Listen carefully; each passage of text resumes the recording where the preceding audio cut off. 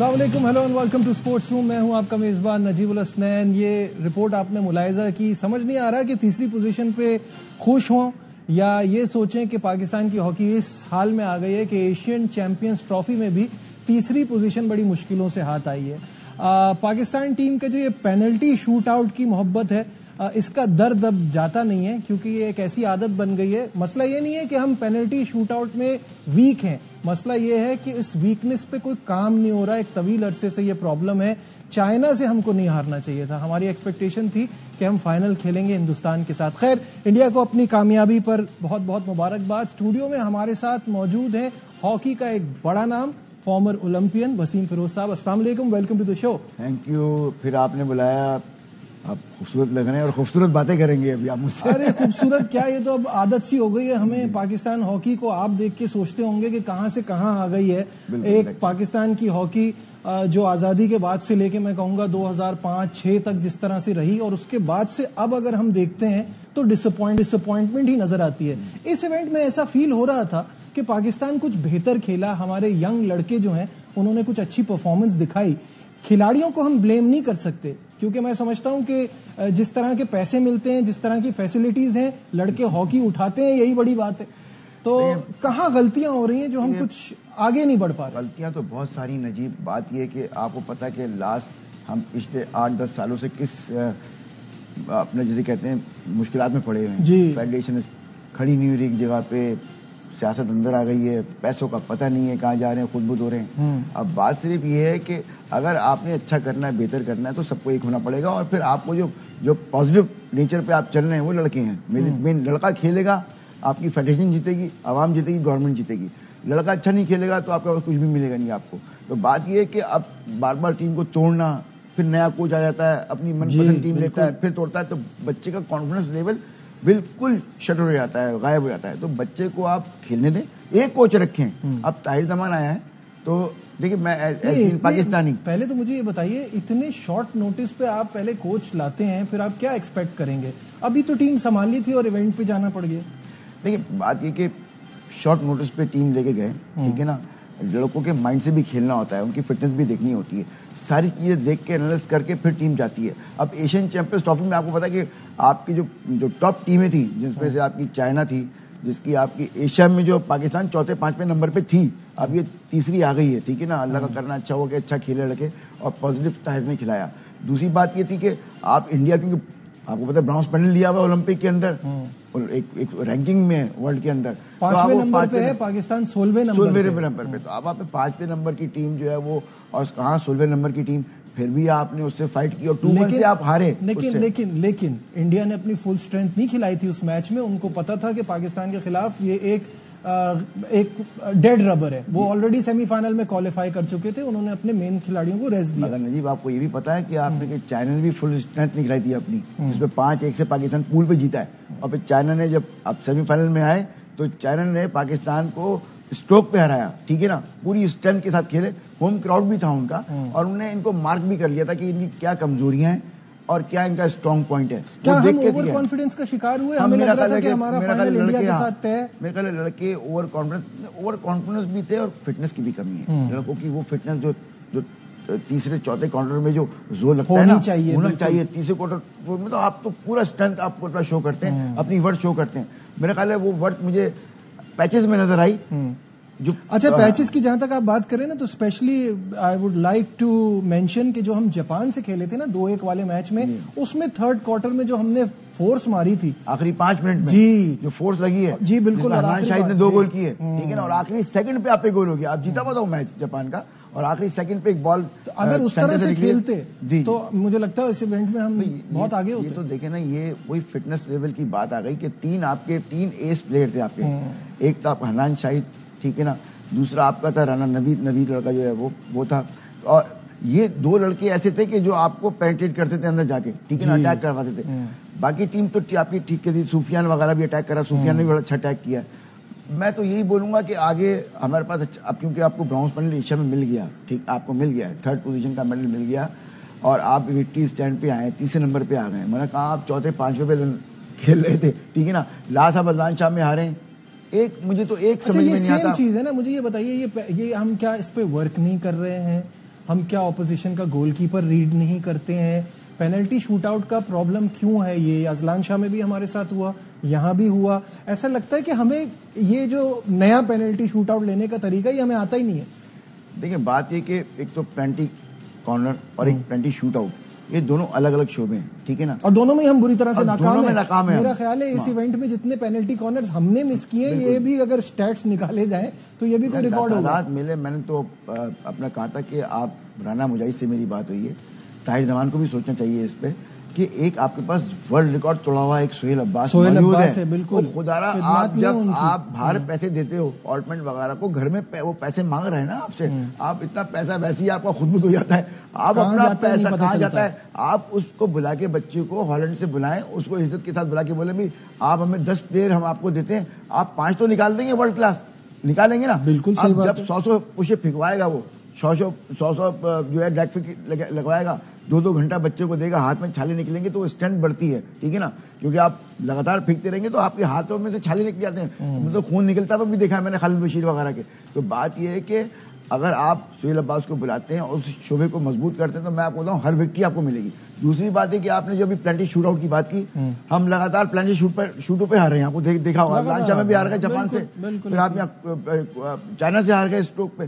तो भाई उस शोबे को आपको, उस मामले आपको 2 घंटे आपको पेनल्टी शूट आउट पे देना पड़ेंगे जब ट्रेनिंग सेक्शन होता है। ट्रेनिंग सेक्शन में आपको चाहिए कि आप स्पेशल जो है लड़के जो आपके जो ड्रैग फ्लिक फेंकते हैं उनको, और ये जो अपना पेनल्टी शूटआउट पे आप 5 लड़के निकालें अपने अच्छे, ताकि उनका कॉन्फिडेंस बिल्डअप करें। ये तो वसीम भाई कोई ऐसी रॉकेट साइंस नहीं है, तो बेसिक चीजें हैं। अब तक इस पे काम क्यों नहीं हो रहा? Why are we ignoring these issues? देखिए अब ये तो हम आप और बात कर रहे हैं ना यहाँ पे, शायद उन तक बात कान तक पहुंच जाएंगे। तो भाई ये अगर अभी भी तुम ये नहीं करोगे तो आगे टूर्नामेंट्स आपके अभी बाकी हैं, आगे भी तो आपने करना है। अभी ओलंपिक के लिए, वर्ल्ड कप के लिए आप फिर क्वालिफाई के लिए जाओगे, और फिर ये चीज अगर सामने आ गई तो फिर हार बैठेंगे, फिर हम बातें कर रहे होंगे। मैंने आपसे शुरू में क्या कहा, अब तो हमें आदत हो गई है। अब तो पाकिस्तान कभी अच्छा खेल लेता है तो वो जरा सी परेशानी हो जाती है, क्या हो गया।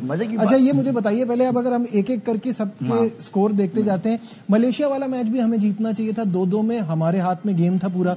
कोरिया वाले में भी जो ड्रॉ हुआ शुरू में वो भी हमारे हाथ में था। जापान वाले में एंड में उनकी तरफ से गोल हो गया, वो भी हमारे हाथ में था। तो मतलब फिर चाइना तो हमारे सामने, इंडिया के खिलाफ हमने बहुत अच्छा खेला, मतलब तीसरा क्वार्टर तो हमने पूरा उन्हीं के हाफ में रखा था।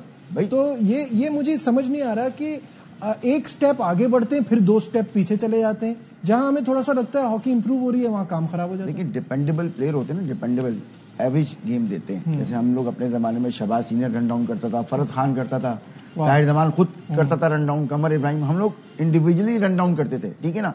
और हमें पता था कि हम एवरेज गेम तो देंगे ना, अगर आज हमारा ऑफ कलर भी तो हम एवरेज दे जाएं, 100% ना दें मगर एवरेज दे जाएं।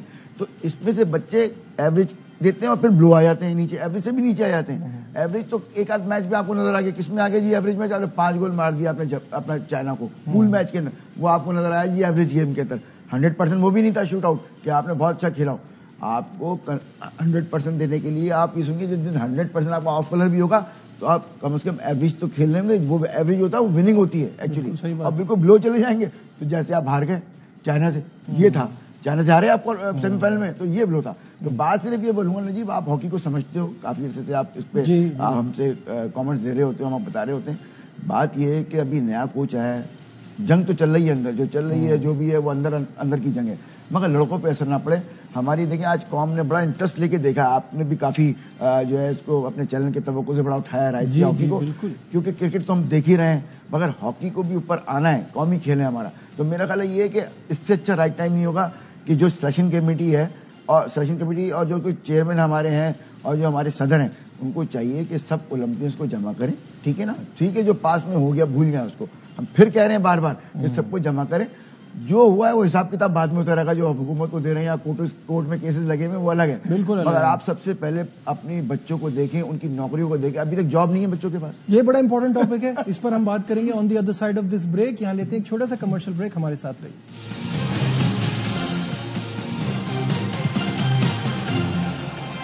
Glad to have you back once again to Sports Room in conversation with Wasim Firoz. और वसीम भाई से जब भी बात होती है हॉकी के हवाले से, तो मेरा फेवरेट टॉपिक है ना, जो सबसे ज्यादा मेरे दिल के करीब है, वो है कि जब तक आपका ब्रेड एंड बटर का मसला हल नहीं होगा, आप एक्सपेक्ट नहीं कर सकते कि आपका प्लेयर अच्छा करे। सही है, जॉब्स क्यों नहीं अब तक? और पीएम साहब ने इनको इनवाइट किया था, वादा किया था इनसे, वो नोटिफिकेशन नहीं आया अब तक। मुझे ये समझ में नहीं आ रहा है ये मसला क्यों नहीं सॉल्व होता। आप लोगों के जमाने में हॉकी में देखे पहले भी इतना पैसा नहीं था, इतना ग्लैमराइज नहीं था, लेकिन जॉब सिक्योरिटी होती थी ना, इसके लिए पेरेंट्स भी कहते थे कि हाँ, पुश करते थे कि अच्छी हॉकी खेलो, एटलीस्ट ये सेफ्टी होगी तुम्हारे पास, जॉब होगी तुम्हारे पास। लेकिन अब मुझे बताइए ये जॉब का मसला कब हल होगा?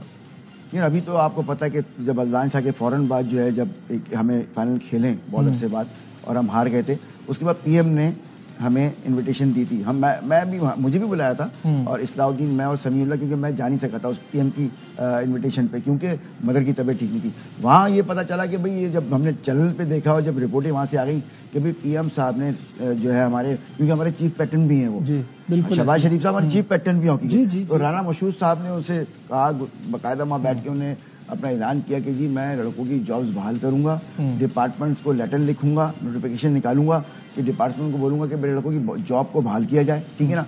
आप मुझे बताएं कि ये सारी बातें तो हो जाती हैं, सिर्फ बातें हैं, काम भी तो होना इसके ऊपर। राना मशहूद साहब ने कहा, राना मशहूद साहब ने, प्राइम मिनिस्टर पीएम साहब ने वहां कहा आपका विजन है सर, विजन बात ये कि देखिए हमारे प्राइम मिनिस्टर ने, हमारे चीफ पैटर्न हॉकी के, मैं तो आज भी बोलूंगा खुदारा कि बच्चों की नौकरियों को कोई इंतजाम किया। अभी भी देखिए तीसरे नंबर पे आए, ठीक है ना, आए बगैर वसीले के गए। बीटीसीएल ने इनको स्पॉन्सर किया है, फंडिंग नहीं है इनके पास। स्पॉन्सर में क्या होता है मुझे अब एक बात, बोर्डिंग लॉजिंग होता है बस। वो सही है, मुझे बताइए फंड आएगा कहाँ से? प्रेसिडेंट साहब क्यों गए थे? मतलब कौन सा प्रेसिडेंट जाता है इवेंट देखने? आप मुझे बताइए ना, बड़ी पते की बात। अच्छा, उसके बाद मेरा सवाल ये है, इस बार तो राना मुजाहिद साहब नहीं गए, अजलान शाह पे वो थे, उसके बाद हॉलैंड टीम गई थी, वो वहां गए थे। पोलैंड में वो जो 8 नेशन हुआ था, 8 नेशन में पोलैंड में वो वहां गए थे। $400 TADA बनता है टोटल, मेरे हिसाब से करोड़ रुपए तो इनका इस पे खर्च हो जाता है। ये हमारे मुल्क की हॉकी है जिसकी गुर्बत का हम रोना रोते हैं। प्लेयर्स के पास खाने को पैसे नहीं है, उनकी सैलरीज, अभी पिछले दिनों की बात है, सालों की पैसे रुके हुए थे, 6 महीने साल के पैसे रुके हुए थे, थोड़े बहुत मिल गए अब, लेकिन ये रुके हुए थे ना फंड्स की कमी की वजह से। तो फिर ये जो सब TADA में और इन चीजों में खर्च हो रहा है, ये कहाँ से आ रहा है? ये गलत है, मेरा ख्याल है ये गैर मेयारी है। प्रेसिडेंट साहब को नहीं जाना चाहिए था, तारिक बुरसी साहब को, उनको रुकना चाहिए यहाँ पे। और ये जो कि एक पीएम साहब ने जो हमारी एक नोटिफिकेशन की बात की थी कि बच्चों की नौकरी को बहाल करनी है, उसके लिए फाइट करें, बैठते अपना। अब आप टूरों पे चले जाएंगे, एक राजीव बदर फंडिंग आपके पास नहीं है तो लोग तो बातें करेंगे। जर्नलिस्ट बैठे हुए, आप ये सवाल कर रहे हैं मुझसे कि भाई क्यों गए वहां पे, चाइना क्यों गए, हॉलैंड क्यों गए? तो ये मेरा ख्याल है बिल्कुल गैर मेयारी, जाना नहीं चाहिए। आज तक तो मैंने देखा कि सदर जो है किसी गैर टूर पे जा रहे हो किसी। ये बताइए मुझे, तारिक बुख्ती साहब में इतना कंट्रोल, इतना पावर है कि वो पीएम साहब से कहें कि वो क्या हुआ जो वादा किया था जॉब्स का? भाई देखिए ना, अब ये तो बात है कि जो अभी आ गए हैं, अंदर आ गए, तो इनको ये खुद सोचना चाहिए कि इनमें इतनी करेज है कि डायरेक्ट टू पीएम हो, पीएम से बात करें और बात करके उनसे बोलें कि भाई जॉब्स हमारी सर अभी तक नहीं हुई हैं, और 4 महीने 5 महीने पहले ऐलान किया गया था। दो टूर्नामेंट हो चुके हैं, ठीक है ना, 2 टूर्नामेंट हो चुके हैं, और 2 टूर्नामेंट के बाद जो दूसरा टूर्नामेंट है, अभी तक बच्चों की नौकरियां नहीं हुई हैं। डिपार्टमेंटल, आपने डिपार्टमेंट्स को लिखे क्यों नहीं अभी तक लेटर? और बच्चों की फंडिंग का अब खाएंगे नहीं यार, तो ये मैं कहता हूँ आफरीन इन लड़कों के ऊपर। मैं वही कह रहा हूँ, आप लड़ रहे हो यार, आप बगैर पैसों के लड़ रहे हो यार। आपको पता है सालाना बजट जो है 12 करोड़ रुपए है, साल का 12 करोड़ रुपए इंडिया का बजट है हॉकी का, सिर्फ साल का। अब आप 12 करोड़ आज इंडियन टीम खेल रही थी देने का, आज बोर्डिंग लॉजिंग नहीं है उसमें। आज इंडियन टीम खेल रही थी, देख के लग रहा था कितने तगड़े खिलाड़ी हैं वो आपको एक फील आती है ना, जब आप फाइनेंशियली स्टेबल हो, आपकी प्रैक्टिस, आपकी तैयारी पूरी हो, वो फील आती है। उनकी अप्रोच से, उनकी बॉडी लैंग्वेज से पता चलता है। पैसे से स्ट्रांग है, मेंटली स्ट्रांग है, फिजिकली स्ट्रांग है। आप मुझे बताएं, जब 3 चीजों से स्ट्रांग होगा और उसकी अपनी कंट्री के लिए नहीं फाइट करेगा, वो तगड़ी फाइट करेगा खुल के। यार मुझे सब कुछ मिल गया है, मैं अपनी, अब तो मुझे ये मेरी बेइज्जती ना हो मेरी कंट्री जाके, मैंने तो जीतना है, वो जाते जीत के लिए। हाई पेस हॉकी खेल रहा है हिंदुस्तान, क्या डिफरेंस नजर आता है? ओलंपिक में ब्रॉन्ज मेडल मुझे बताइए कि क्या आपको क्या रीजन, ये फाइनेंशियल उसके अलावा मुझे बताइए क्या रीजन नजर आती है कि इंडिया इतनी बेहतर हॉकी खेल रहा है और हम कहां से कहां आ गए? हम अगर अपने एशिया में हम अगर विकेट लेते हैं, नंबर 1 आते हैं एशिया में, ठीक है ना। एशियन गेम्स हो गए या अजलान शाह इस टाइप के टूर्नामेंट में आप अगर आप विकेट लेते हैं तो हम नंबर 1 एशिया में होते हैं, तो फिर हम कंसिडर होंगे ओलंपिक और वर्ल्ड कप के लिए, ठीक है ना। ऐसे ही हमें सबसे पहले अपने एशिया में सब कंट्री में जीतना है सबसे पहले। हम यूरोप की तो बात ही ना करें ना, वो तो पहुंच ही सकते हैं, भूल जाए वहाँ चाइना से जर्मनी वाले क्या बातें करेंगे। आप पहले अपने जब आपका घर ही स्ट्रक्चर ही खड़ा नहीं है, सुने, और आप घुसने के अंदर बैठे हुए यार खाली कच्चे मकान में घुस जाओ, और भाई अगर बैठ गया तो आप दब के मर जाओगे। तो भाई खुदा ना पहले आप स्ट्रक्चर अपना अच्छा करें, मजबूत करें। वक्त कम है, मुझे जल्दी से वो 3 लड़के जो है ना, उनमें मुर्तजा, याकूब, एहतिशाम, वो जो 3 लड़के जिनका एनओसी के बगैर वो गए थे पोलैंड, और उसके बाद वो फिर वहां खेलने लगे थे, तो उनको बैन कर दिया है, वो क्या चल रहा है मामला, अगर उसकी अपडेट है तो बताएं। बड़े की लड़के हैं मेरे देखे में, जब मैं सिलेक्शन कमेटी में था, क्योंकि मैं आज भी फेडरेशन के साथ ही हूँ, मेरी राना से भी बात होती है और अच्छी टॉपिक की बातें होती हैं, तो मैं तो कहूँगा ये कि अब आ गए हो तो लेके चलो साथ। इन बच्चों के जो गए हैं पोलैंड में, जो बगैर एनओसी के गए थे, ठीक है ना, और एनओसी इनसे ली नहीं थी, पुराने सेक्रेटरी हमारे जो हैदर थे उन्होंने एनओसी इनको दी थी, और वहाँ पे कॉन्ट्रैक्ट साइन हो चुका था पोलैंड के अंदर, ये चले गए। राना मुजाहिद के बकौल राना मुजाहिद के मैंने इनको कहा कि भाई सिलेक्शन कमेटी आप आ जाएं, ट्रायल्स हो रहे हैं, आप ट्रायल में हिस्सा लें, तो उन्होंने ट्रायल में हिस्सा नहीं लिया, उनको जवाब नहीं दिया, क्योंकि वहाँ पे वो पोलैंड में खेले थे, उस पर इन्होंने कंसीडर करके बैन लगाया। तो मैंने राना को बोला यार माफी तलाफी लो इनसे, ठीक है ना, जो उनसे गलती होती है, लड़का है, उनसे एक लिखवाओ, एक अपनी बिठा के किसी इंक्वायरी करा के बिठा के और रिमूव करो, क्योंकि आपके पेस लड़के हैं, बड़े करंट लड़के हैं, अच्छे लड़के हैं, आगे फ्यूचर है इनका, तो ये आ जाएंगे इंशाल्लाह। पाकिस्तान में हॉकी का फ्यूचर देख के अजीब लग रहा है, आप लड़के के फ्यूचर का। मैं तो बच्चों के फ्यूचर, बच्चा नहीं खेलेगा तो टीम कैसे जीतेगी। बहुत बहुत शुक्रिया वक्त देने का वसीम फिरोज साहब, हमारे और जो मसाइल हैं उन पे बात कर रहे हैं, और यही सोच के हम ये बात करते हैं कि शायद कोई सुन ले और कौमी खेल हॉकी को कुछ बेहतर कर दें। आज के प्रोग्राम में बस इतना ही, दीजिए अपने मेजबान नजीबुल हसनैन को इजाजत, अपना बहुत ख्याल रखिए, अल्लाह हाफ़िज़।